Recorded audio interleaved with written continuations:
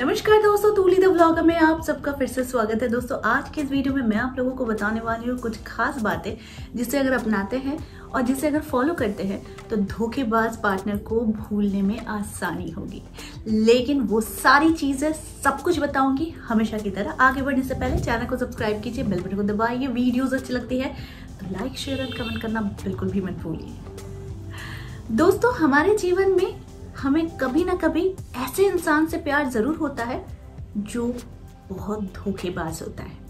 जी हाँ, लेकिन फिर भी हम उसके लिए रोते हैं, बिलखते हैं, कष्ट मिलता है, हम बस उसी को सोचते रहते हैं और फिर मन ही मन में कहीं ना कहीं ये जलन की भावना आती है कि कहीं वो किसी और के साथ तो नहीं, कहीं वो मेरा समय किसी और को तो नहीं दे रहा है।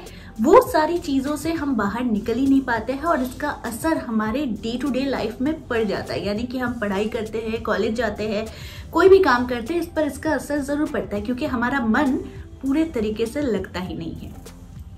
मुझे पता है ये बहुत ही कष्ट देने वाली सिचुएशन होती है कि कहीं ना कहीं हम ऐसे सिचुएशन से गुजरते हैं जहां पर पार्टनर हमेशा धोखा देता है, लेकिन फिर भी हम उसी इंसान से बहुत ज्यादा प्यार कर बैठते हैं। लेकिन यहाँ पर मैं उन लोगों के लिए बात करूंगी जिन लोगों का ऑलरेडी ब्रेकअप हो गया है लेकिन वो अपने पार्टनर को भूल नहीं पा रहे हैं।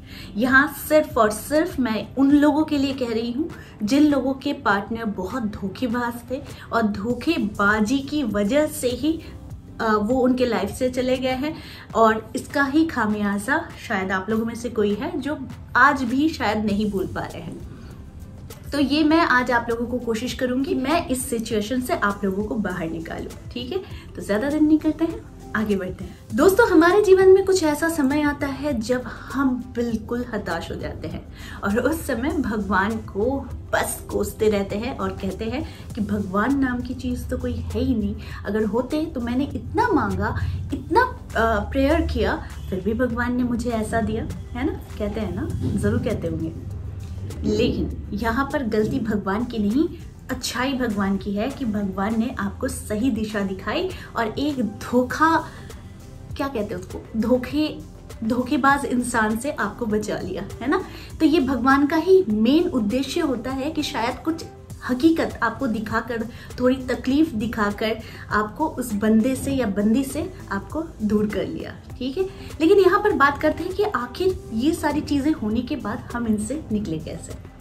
तो दोस्तों हमेशा याद रखिएगा, जब हम किसी एनर्जी के साथ रहते हैं, यानी हम जहाँ है तो ये चीज में एनर्जी है, सारी चीजों पे एनर्जी है। ठीक है, तो ये एनर्जी उस इंसान के साथ भी रहती है, उससे रिलेटेड पिक्चर्स, उससे रिलेटेड कोई भी गिफ्ट जो उस इंसान ने हमें दिया हो या उसकी यादें, यानी हमारे मोबाइल में भरी पड़ी हुई हो उसकी पिक्चर्स या फिर फेसबुक, इंस्टा या फिर कोई भी ऐसी चीज, कोई भी ऐसी चीज जो पड़ी हुई है और वो हमें भूलने ही नहीं देती है उस धोखेबाज इंसान को।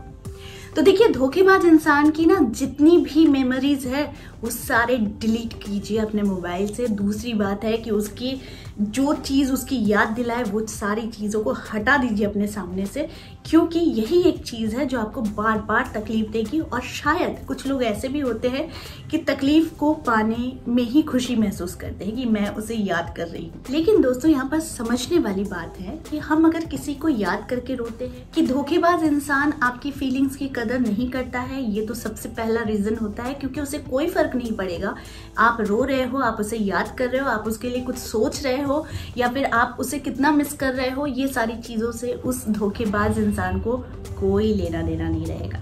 अगर लेना देना रहता तो वो आपसे जुड़ाव जरूर रखता, किसी ना किसी तरीके से धोखा नहीं देता, है ना।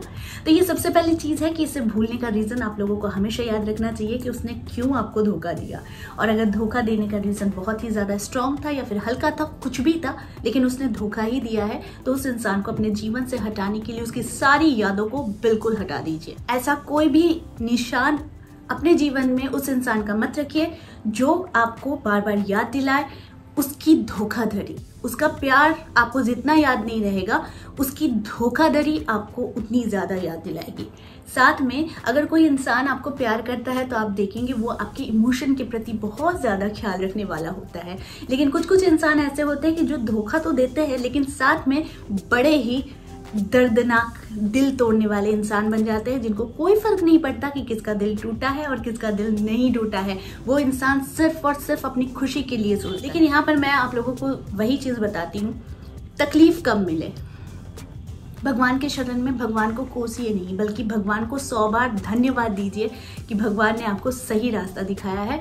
उस धोखेबाज इंसान की वजह से आपके जीवन में शायद आगे भी चलकर आपको और ज्यादा धोखा मिलता, लेकिन भगवान की कृपा थी कि कहीं ना कहीं बहुत आगे बढ़कर भी आप एक सही समय पर अपना रास्ता सही तरीके से चुन लेते, या फिर किसी न किसी माध्यम से वो इंसान आपसे दूर हो जाता है।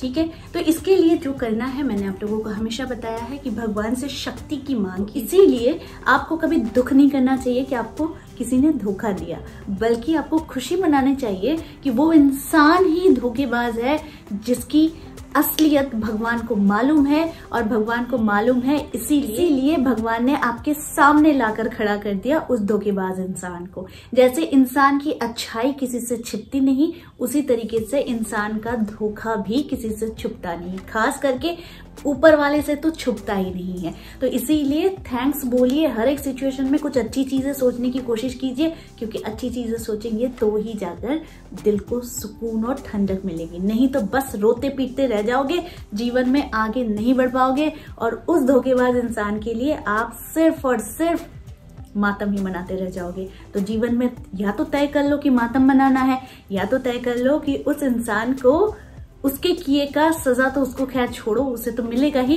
लेकिन उस इंसान के लिए मातम मनाने से अच्छा है कि खुशी मनाओ कि भगवान ने आपका साथ दिया और उस धोखेबाज इंसान को आपके सामने लाकर खड़ा कर दिया। एक बात बताओ आप लोगों को, हमें प्यार भी किससे होता है?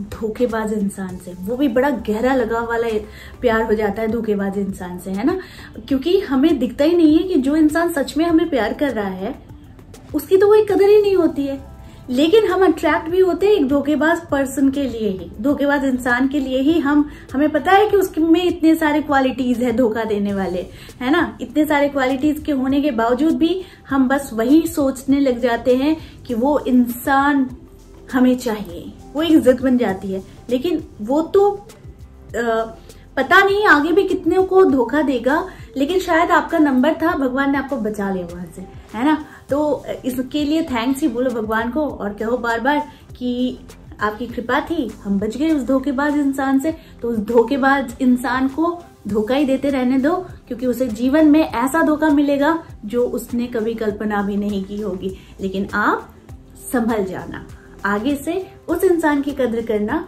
जो आपसे सच्चा में प्यार करता है, उसकी नहीं जो सबके साथ धोखा ही देता है। तो आई होप आज का वीडियो आप लोगों को अच्छा लगा होगा। इस तरह के वीडियोस मैं आप लोगों तक लाते रहूंगी। आज के लिए बस इतना ही, फिर मिलेंगे एक नए टॉपिक के साथ। तब तक के लिए आप सबको मेरा प्यार भरा नमस्कार।